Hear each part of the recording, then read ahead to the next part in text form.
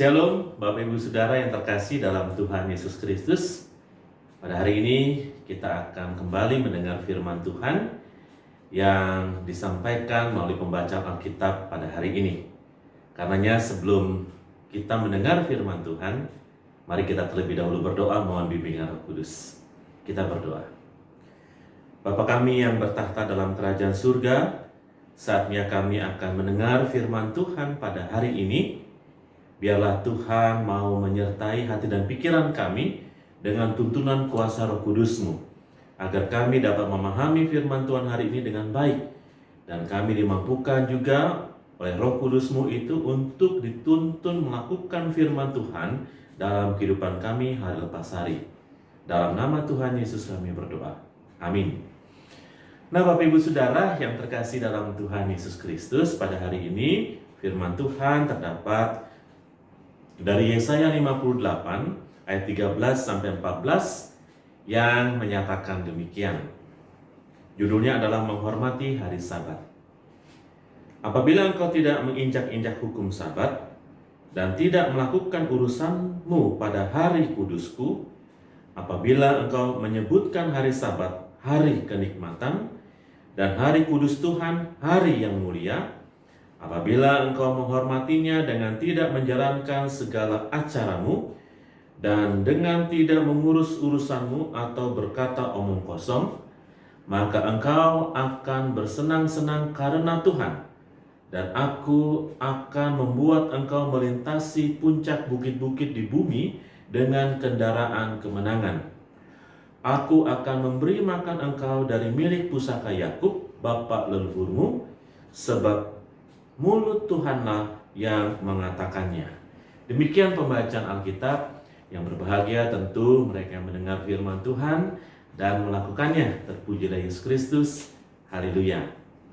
Nah, Bapak Ibu Saudara yang terkasih dalam Tuhan Yesus Kristus, ibadah dalam bahasa Ibrani ditulis itu dengan kata abodah, yang artinya mengabdi, melayani, atau ketaatan pada perintah Tuhan dan mengabdi kepada Tuhan.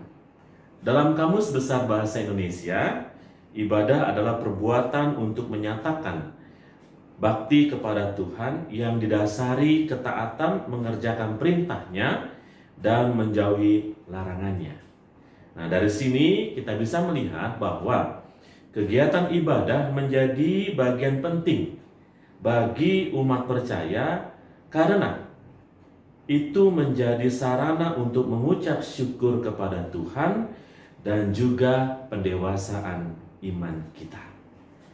Nah, konteks bacaan kita hari ini adalah dari pasal 58 yang menjadi bagian besar dari pasal 56 sampai dengan 66 tentang firman Tuhan yang datang pada masa pasca kembalinya umat Tuhan ke Yerusalem setelah menjalani masa tawanan dari Babel.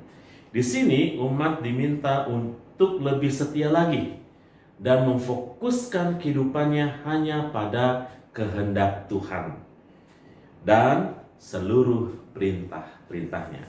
Nah, salah satu perintahnya adalah pada bacaan kita hari ini tentang bagaimana menguduskan hari Sabat.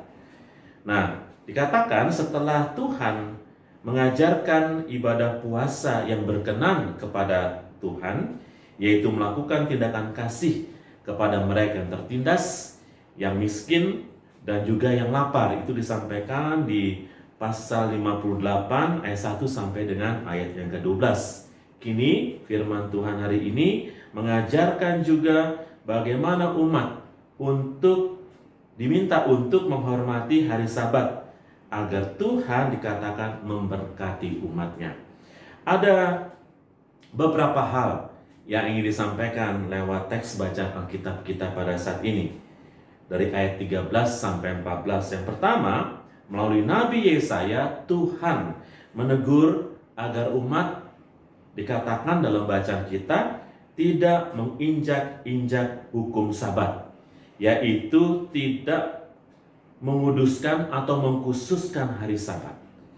Ingatlah bahwa hari Sabat menjadi hari khusus hanya untuk Tuhan. Di samping memberi kesempatan kepada para budak, ternak, dan ladang untuk beristirahat. Jadi hari Sabat menjadi hari yang benar-benar dikhususkan untuk Tuhan. Tidak boleh bekerja manusia. Dan memberi kesempatan juga kepada para budaknya, dikatakan tadi ya, kepada ternak, bahkan kepada ladang juga untuk beristirahat. Dan umat hanya fokus untuk beribadah kepada Tuhan. Lalu dikatakan lagi, Tuhan menegur umat untuk tidak melakukan urusanmu dan acaramu pada hari kudusku, yaitu melakukan kegiatan lain di hari Sabat untuk pemuasan pribadi saja. Ya, di sini dikatakan umat memang berhenti bekerja, tetapi tetap mengerjakan kepentingan pribadi di hari Sabat. Ya, jadi memang mereka berhenti bekerja, tapi untuk urusan-urusan pribadi dan kesenangan mereka semata-mata itu dilakukan juga. Mereka tidak benar-benar beribadah dan berhenti melakukan kegiatan, tapi justru mereka melakukan hal-hal yang di luar kehendak Tuhan. Bahkan dikatakan di hari Sabat mereka dilarang untuk juga berkata omong kosong.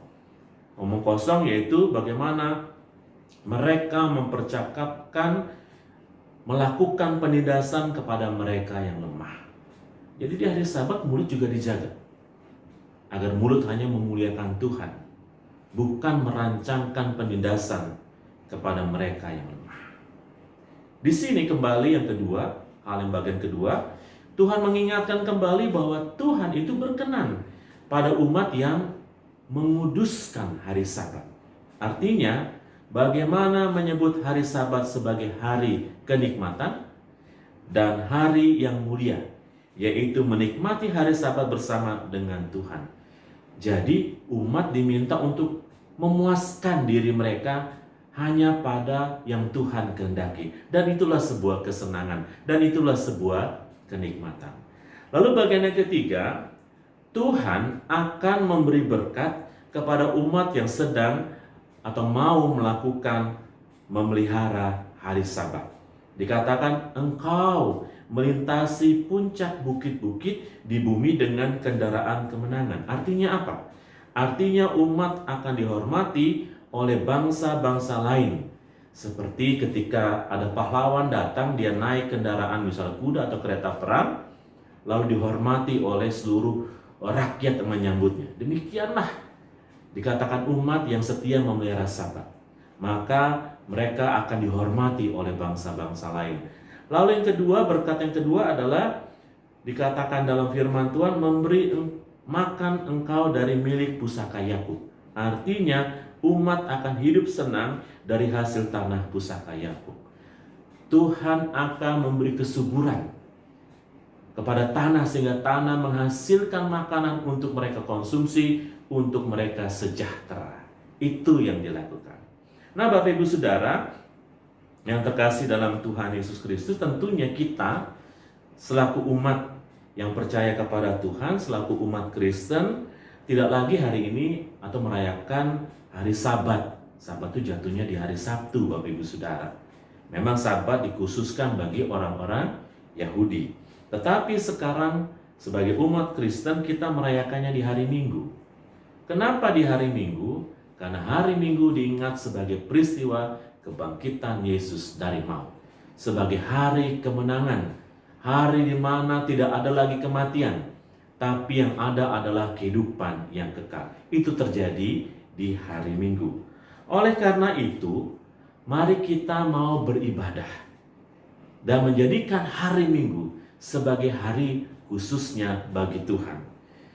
Kenapa kita fokus pada hari Minggu? untuk bersyukur kepada Tuhan karena selama 1 minggu Tuhan telah memberi berkat banyak dan berlimpah dalam kehidupan kita. Misalnya apa? Ketika kita beribadah di hari Minggu, itu tandanya Tuhan masih memberi nafas kehidupan. Ya. Berkat berikutnya adalah perlindungan, mungkin saat kita sakit kita disembuhkan. Ya, bahkan juga dikatakan kita dilindungi dari mara bahaya, sehingga kita mau mengucap syukur kepada Tuhan. Kemudian juga dikatakan bersyukur karena penyertaan Tuhan. Ketika kita bekerja atau kita berupaya atau berusaha atau punya usaha begitu, Tuhan berkati sehingga mencukupkan kebutuhan kita dalam 1 minggu. Itu berkat dari Tuhan, ya. Kemudian bagaimana kita ditolong, diberikan jalan keluar ketika kita punya persoalan. Itu penting kita beribadah kepada Tuhan, khususnya di hari Minggu. Mari kita jadikan ibadah hari Minggu sebagai ibadah yang berkenan di hadapan Tuhan. Walaupun di GPIB Gedeon Kelapa II kita masih terbatas. Ya, artinya tidak semua orang bisa datang ke gedung gereja melalui pendaftaran di setiap sektor. Dan ada syarat-syarat yang mengikuti untuk menjaga protokol kesehatan kita masing-masing. Tapi kita bisa beribadah di rumah misalnya. Mari kita fokuskan untuk beribadah dan menguduskan hari Minggu sebagai hari untuk beribadah kepada Tuhan. Di samping Bapak Ibu Saudara, ada juga hari-hari ibadah yang GPIB laksanakan seperti ibadah keluarga, ibadah pelkat. Yang juga di mana kita harus hadir untuk syukur kita kepada Tuhan. Yang kedua, firman Tuhan hari ini mau menyatakan begini. Lakukanlah ibadah dengan motivasi yang benar. Motivasi yang benar itu seperti apa? Saya mau beribadah kepada Tuhan, kenapa? Karena saya membutuhkan Tuhan setiap saat. Tanpa Tuhan, kalau saya nggak ada Tuhan, kalau saya nggak datang ke Tuhan, rasanya hampa hidup ini. Ini jadi bagian yang penting yang harus kita lakukan. Ini motivasi yang benar. Saya membutuhkan Tuhan, maka saya datang beribadah kepada Tuhan. Kemudian bentuk syukur atas peristiwa yang baik, katakanlah begitu ya. Jadi kita bersyukur atas peristiwa yang baik, misalnya kita berulang tahun, kita memperoleh berkat jasmani, dan lain sebagainya. Hal-hal yang baik, mari kita syukuri. Itu motivasi yang benar. Tapi motivasi yang berikutnya juga bukan hanya kita bersyukur atas peristiwa yang baik. Yang tidak baik pun patut kita bersyukur. Misalnya, kita mendapat persoalan pergumulan dalam keluarga. Di sini kita bergumul kepada Tuhan dan kita bersyukur. Ketika ada pergumulan kita semakin dikuatkan. Bahkan dikatakan, kalau manusia itu tidak punya pergumulan, manusia cenderung tidak akan kuat menghadapi tantangan hidup. Tapi ketika manusia itu mendapat tantangan hidup, di situ dia dikuatkan. Dia dimampukan oleh Tuhan untuk menyelesaikannya bersama dengan Tuhan. Mari kita melihat motivasi seperti itu. Motivasi yang berikutnya adalah mari kita tidak mencari Tuhan itu pada saat kita susah saja. Kalau kita dalam pergumulan, kalau kita dalam keadaan susah, baru kita datang kepada Tuhan.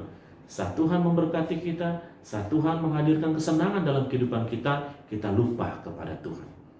Mari kita memiliki prinsip yang benar, prinsip motivasi yang sesuai dengan kehendak Tuhan.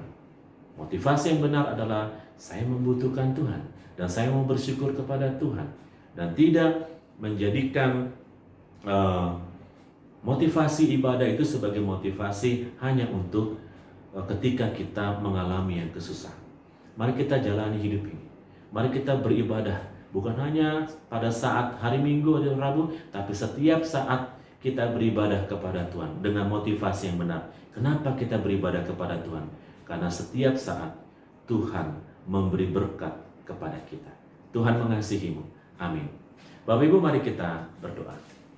Bapa yang di surga, kami bersyukur kepada Tuhan atas firman Tuhan hari ini yang boleh menyapa kami. Ajari kami Tuhan untuk semakin setia kepada Tuhan, untuk menjalankan hari-hari yang kami lalui bersama dengan Tuhan. Salah satunya Tuhan, bagaimana kami mau beribadah dengan sungguh-sungguh di hadapan Tuhan dengan motivasi yang benar. Motivasi untuk berjumpa dengan Tuhan, motivasi untuk bersyukur kepada Tuhan, motivasi untuk memuliakan nama Tuhan dalam ibadah-ibadah kami. Biarlah firman Tuhan hari ini menguatkan kami selalu. Berkati kami Tuhan, semua secara pribadi maupun keluarga lepas keluarga, agar hari-hari yang kami lalui adalah hari-hari yang kami lalui bersama dengan Tuhan. Tuhan Yesus, jaga kami semua dari terpapar COVID-19, hindari kami semua dengan selalu mentaati atau menjaga protokol kesehatan sehingga kami sehat selalu. Bagi mereka yang terpapar karena COVID-19, Tuhan pulihkan. Bagi mereka yang sakit juga Tuhan pulihkan dan berkati mereka semua. Bagi kami yang punya pergumulan, Tuhan tolong agar kami bisa melatih pergumulan dengan kuasa dari Tuhan. Dan bagi kami yang bersyukur atas segala kebaikan Tuhan, baik ketika kami mengucap syukur pertama usia kelahiran dan perkawinan, ataupun ucapan syukur yang lainnya, Tuhan berkati agar ucapan syukur yang kami naikkan kepada Tuhan berkenan selalu di hadapan Tuhan. Berkati hari-hari kami Tuhan, agar hari-hari yang kami lalui tetap bersama dengan Tuhan. Dalam nama Tuhan Yesus kami berdoa. Amin. Bapak Ibu Saudara, demikian firman Tuhan dalam ibadah Rabu atau ibadah keluarga pada saat ini. Kiranya Tuhan memberkati kita semua. Amin.